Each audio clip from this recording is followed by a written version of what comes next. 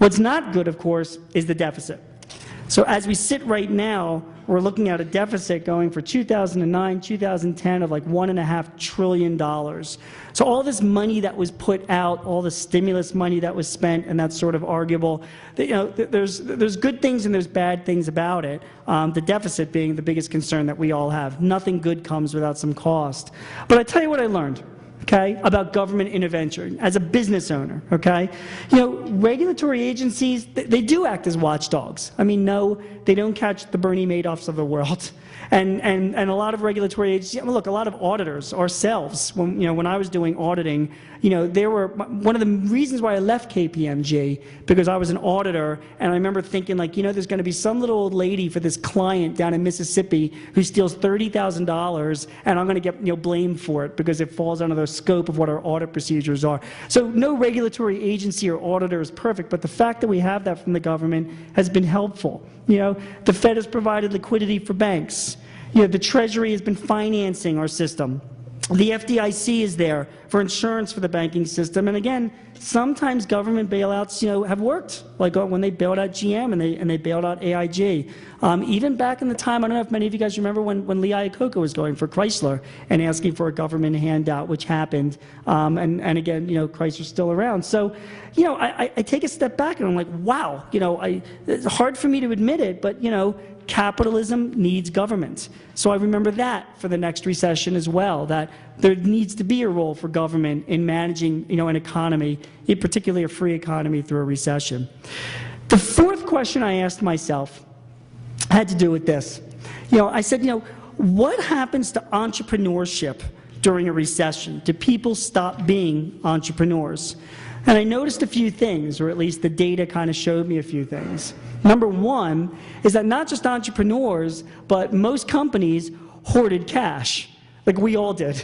We just stopped spending. We did that personally, and we did that in our businesses as well. So I'll keep that in mind next time as well, that when a recession comes along, and a pending recession looks like it's on the horizon, people are just going to stop spending cash. That just, it sounds familiar, and that's still what's going on. And even now, cash balances among corporate America among the highest levels ever, mainly because they're waiting to see some type of certainty in the system before they start spending and investing.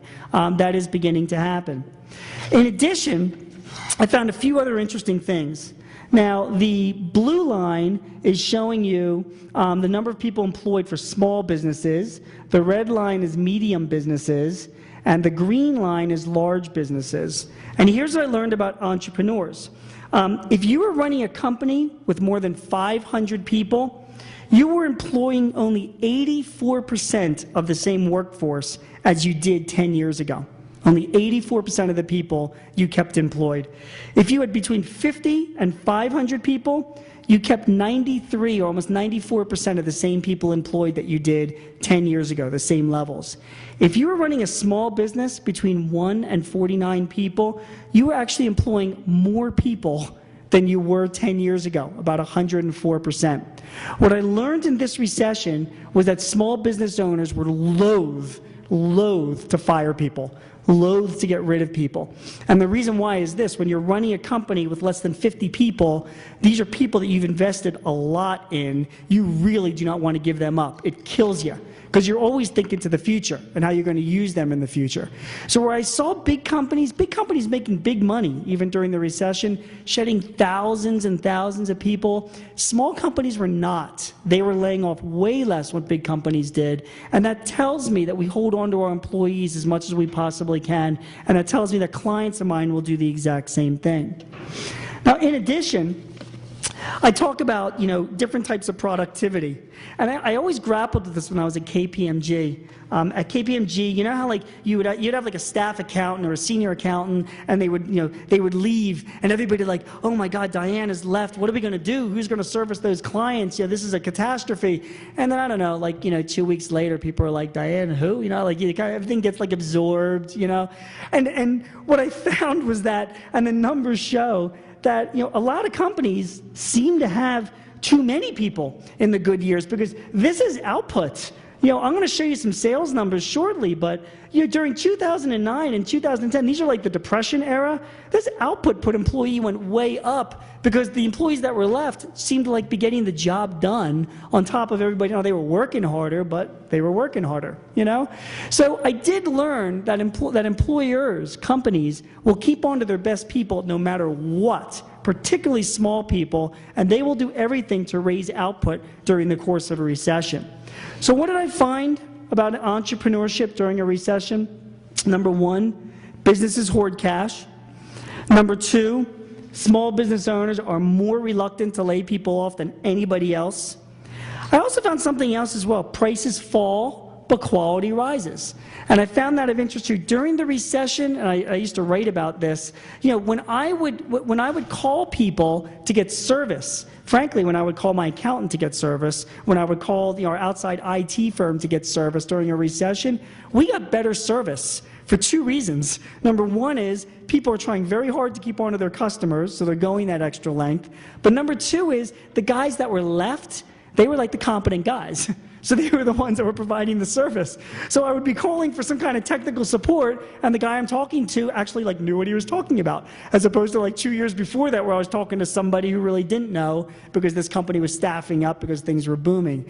So the recession, quality rises during a recession, I found. Productivity rises, and frankly, some industries thrived. Home crafts, gardening, resume writing, chocolate making, fast food, cooking.